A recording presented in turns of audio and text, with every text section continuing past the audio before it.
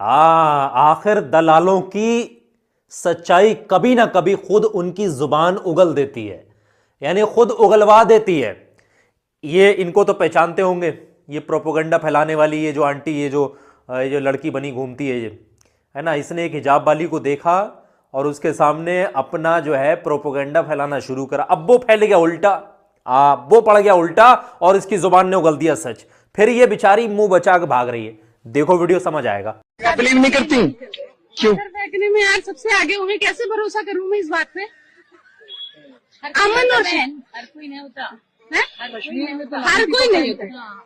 एक बात बताओ, कश्मीर की घाटी में कभी पत्थरबाजी नहीं होती, कभी बम नहीं फूटते वहाँ पे।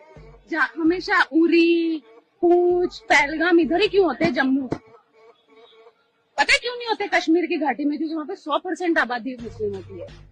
और ये जो बाकी की चीजें ना मैडम, ऐसे नहीं होता। आप देखो, एक्सेप्ट तो आपको